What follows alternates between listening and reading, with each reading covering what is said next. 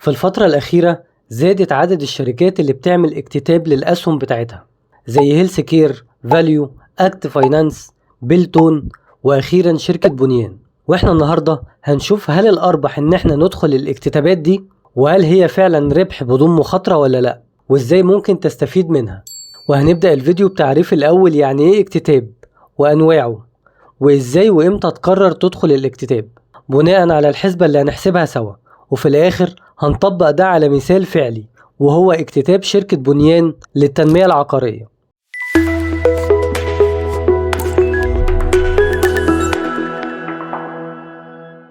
في البداية يعني ايه اكتتاب؟ الشركات بتكون عاوزة تزود رأس مالها للتوسعات مثلا، وده بيكون عن طريق أكتر من حاجة زي إعادة استثمار الأرباح، وزي تقسيم السهم، وزي الاقتراض من البنك مثلا، وزي الاكتتاب. والاكتتاب هو طرح جزء من أسهم الشركة في البورصة. لو أول مرة بيكون اسمه اكتتاب أولي أو IPO، ولو كانت الشركة موجودة بالفعل ومسجلة في البورصة بيكون اكتتاب لزيادة رأس المال. مثلا شركة موجودة بالفعل في البورصة وطرح جزء من الشركة وليكن 20% للتداول، واحتاجت تزود للتوسعات مثلا، فبتطرح جزء تاني للتداول، وده اكتتاب زيادة رأس المال. أو ممكن تكون شركة خاصة غير مدرجة في البورصة وحابة برضو تتوسع ومحتاجة تمويل كبير، فالشركة بتقرر تطرح جزء من الشركة للتداول في البورصة، وبالتالي تحصل على التمويل اللي محتاجاه. وفي نفس الوقت انت كمستثمر بيكون عندك القدرة انك تكون شريك في الشركة دي، وهنا بيكون اسمه الطرح العام او الاكتتاب الاولي. وعشان تحفز وتشجع المستثمرين على الاقبال على الاكتتاب في الشركة بتدي مميزات زي ايه؟ زي سعر الاكتتاب اللي بيكون اقل من القيمة العادلة للسهم، فبتكون فرصة ربحية كويسة. وزي وجود صندوق استقرار، يعني ضمان استعادة الفلوس خلال مدة شهر مثلا، تقدر ترجع السهم وتاخد فلوسك اللي انت دفعتها في الاول. عشان كده بنسميها فرصة بدون مخاطرة، اللي هو لو ما كسبتش فمش هتخسر. النقطة التانية اللي هتكلم عنها وهو الفرق ما بين الطرح الخاص والطرح العام. الطرح الخاص ده بيكون كمرحلة أولى للاكتتاب، وده بيكون موجه لفئة معينة من المستثمرين، عادة للمؤسسات، وبيكون مخصص ليهم عدد معين من الأسهم. وده بيختلف عن الطرح العام اللي بيكون للأفراد، وده بيتوضح في نشرة الاكتتاب بعدد وقيمة وسعر الأسهم لكل نوع طرح فيهم. طيب امتى أخش الاكتتاب؟ لما تكون الشركة دي دارسها كويس وعارف ان التوسعات دي هتفرق في المستقبل، او تكون عارف ومقيم السعر وشايف ان في فرصة هنا بسعر اقل، او ان يكون معاك السيولة الكافية اللي تخليك تصبر لحد ما حق الاكتتاب يتحول لسهم وتشوف تقدر تبيعه بكام وبمكسب كام. وحق الاكتتاب هو احقية في اكتتاب الاسهم الجديدة، وطبعا هينزل لك حق في الاسهم بنسبة عدد الاسهم اللي معاك. يعني لو كل سهم اصلي نازل له مثلا حق اكتتاب سهم، فيبقى لو معاك 100 سهم هينزل لك 100 حق اكتتاب، ولو معاك 1000 سهم هينزل لك 1000 حق، وهكذا. وحق الاكتتاب بتلاقيه بكود لوحده في التطبيق بعيدا عن السهم الأصلي، زي الناس اللي معاها حق اكتتاب هيلث كير كده، تلاقي الشركة عندها كودين: السهم الأصلي وحق الاكتتاب، وكل واحد فيهم بسعر، وكل واحد فيهم تقدر تتداول عليه وتبيعه وتشتريه لوحده لو حابب. وحق الاكتتاب بيتحول لسهم أصلي بعد نهاية مدة الاكتتاب، ممكن شهرين أو حسب نشرة الاكتتاب ما بتقول. تمام، إزاي أدخل الاكتتاب؟ الشركة عادة بتبين ده في حاجة اسمها نشرة الاكتتاب، وده لازم تقراه كويس جدا جدا عشان تشوف الموضوع كله مربح ولا لأ، وتحسب تكلفة الفرصة البديلة، اللي هو لو حطيت الفلوس دي في سهم تاني متوقع يجيب لي كام.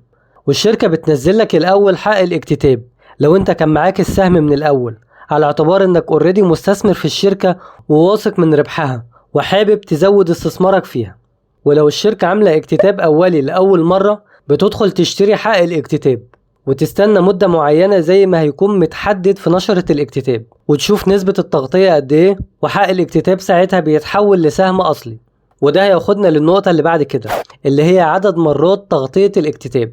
وده بيتم مثلا لما تكون الشركة طرحة 1,000,000 سهم، وعدد الناس المتقدمة للشراء طالبين مثلا 4 مليون سهم، كده بنقول ان الاكتتاب ده تم تغطيته 4 مرات. طيب ايه اللي بيحصل في الحالة دي؟ هنا بيتم توزيع الأسهم بالنسبة لحق الاكتتاب. مثلا على مثالنا لو كل مستثمر طلب 4 أسهم بياخد سهم واحد، وبيرجع له تمن ال3 حقوق اكتتاب التانيين. ونوصل لنقطة الحسبة والشروط، وهنا هتبتدي تحسب هتشتري حق الاكتتاب بكام، وسعر السهم هيكون كام، وهياخد وقت قد ايه، لان الفلوس هتكون مركونة طول الفترة دي، وده لازم نحسبه معانا. نقطة السيولة في الاكتتاب مهمة جدا، وهنا زي ما قلنا لازم تكون قاري نشرة الاكتتاب كويس جدا عشان نوصل في النهاية لإجابة سؤال مهم: أدخل الاكتتاب ده ولا لأ؟ لأن مش شرط مادام في اكتتاب ومعاك سيولة يبقى تدخل فيه. وهناخد مثال بالأرقام عشان الصورة توضح أكتر، ومثالنا هنا هيكون عن اكتتاب شركة بنيان للتنمية العقارية. في الأول هنتعرف على الشركة بتشتغل في الاستثمار العقاري، والشركة بتملك عقارات تجارية في أماكن كتير وبتأجرها وبتستفيد من إيجارها. يعني هي مش مطور عقاري بتشتري أرض وتبني عليها وتبيع، لا، الشركة بتشتري أو بتستحوذ على العقارات نفسها وتأجرها وتاخد الإيجار كعائد للاستثمار، بالإضافة طبعا إن سعر العقار نفسه بيزيد. وفي ميزة في شركة بنيان إنها بتاخد من بعض المستأجرين الإيجار بتاعها بالدولار، وده بيكون حماية للسهم لو حصل تعويم. فهو كبزنس موديل هو طبعا ناجح جدا وواضح، وأغلب الناس بتعمله، زي إنك بتشتري شقة وتأجرها بس على مستوى شركة. فكون إنك شريك في شركة زي دي فده كأنك شريك في جزء من العقارات دي بنسبة أسهمك. تمام. بالنسبة للاكتتاب، لو بصينا على ملخص نشرة الاكتتاب والطرح بتاع الشركة هتطرح للاكتتاب 363 مليون سهم، منهم 345 مليون هيكون للطرح الخاص. زي ما قلنا بيكون في طرح عام وطرح خاص. الطرح الخاص بيكون لفئة معينة للمستثمرين اللي في الأغلب بيكون مؤسسات، والطرح العام بيكون للأفراد. فبالنسبة للطرح الخاص هيبقى 345 مليون سهم، والباقي اللي هو حوالي 18 مليون سهم ده هيبقى للطرح العام. نطاق السعر من 4.96 ل 5 جنيه 44، والسعر متقيم أو سعر العادل للسهم متقيم ب7 جنيه 52. معنى كده إن متوقع يكون في زيادة من 38% ل 51% من سعر الطرح للقيمة العادلة، ودي المفروض نقطة إيجابية. إجمالي قيمة الاكتتاب اللي هيكون حوالي 1.8 مليار ده عبارة عن 20% من إجمالي قيمة الشركة. معنى كده إن الشركة متقيمة بحوالي 9 مليار. تمام. في حاجة هنا كويسة، في صندوق ضمان استقرار، ده اللي احنا كنا بنقول عليه من شوية. يعني انت بتشتري السهم مثلا ب5 جنيه 44 وتيجي بعد يومين 3 لقيت السهم نزل وبقى ب4 جنيه ونص، انت كده المفروض انك خسرت.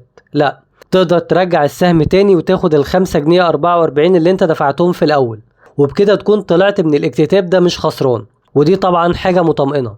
تمام. ندخل لشروط الاكتتاب. هنا محددين النطاق للطرح الخاص الحد الأدنى 1,000,000 جنيه و10 مليون للمؤسسات، وده ملناش دعوة بيه. بالنسبة للطرح العام حد أدنى 100 سهم وحد أقصى 200,000 سهم. وبالنسبة للجدول الزمني للاكتتاب، الاكتتاب هيبتدي يوم 6 يوليو اللي هو يوم الحد 6/7، والاكتتاب الخاص هيكون من يوم 6 لحد يوم 10/7، وهينتهي بانتهاء جلسة يوم الخميس 10/7/2025.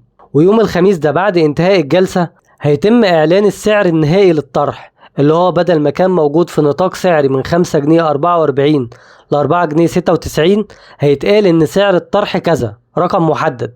وبالنسبة للاكتتاب العام يوم 15 يوليو اللي هو يوم التلات 15/7/2025 ده هيبقى آخر يوم للاكتتاب العام، وهيبقى فيه إعلان التخصيص.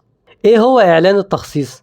اللي هو الشركة هتقول إن إحنا كنا طالبين نبيع 18 مليون سهم وفي طلب ب180 مليون سهم، يعني الطرح كده اتغطى ب10 مرات، فكده هنخصص لكل 10 أسهم مطلوبين سهم واحد. يعني لو كنت طالب 1000 سهم هيبقوا في مثالنا 100 سهم. تمام. ولو الاكتتاب اتغطى 4 مرات هينزل لكل 4 أسهم مطلوبين سهم واحد، وهكذا. والكلام ده هيتوضح يوم 15/7، وممكن نعمل فيديو تاني لو حابين نوضح ايه اللي هيحصل ساعتها. تمام. انا شايف في رأيي الشخصي هي فرصة كويسة. الشركة البيزنس موديل بتاعها كويس ومعروف واثبت ربحيته على مدار السنين. انت بتشتري عقار وبتأجره وبتستفيد من العائد بتاعه، وفي نفس الوقت بتستفيد من ارتفاع قيمة العقار نفسه كأصل مع الزمن. فالشركة زي ما قلنا بتشتغل على حجم أكبر، ولما تحصل على التمويل من الاكتتاب ده المفروض هتتوسع أكتر وتشتري عقارات أكتر، وبالتالي العوائد الإيجارية هتزيد.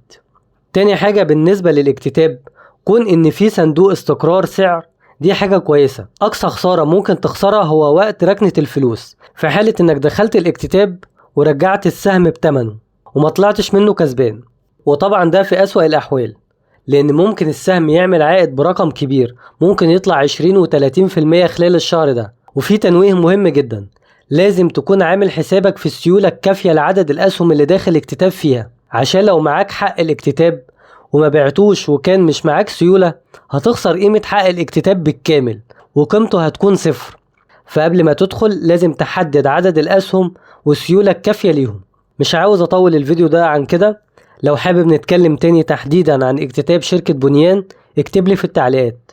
ولو أول مرة تتابعنا وحابب النوع ده من المحتوى ما تنساش تعمل اشتراك في القناة.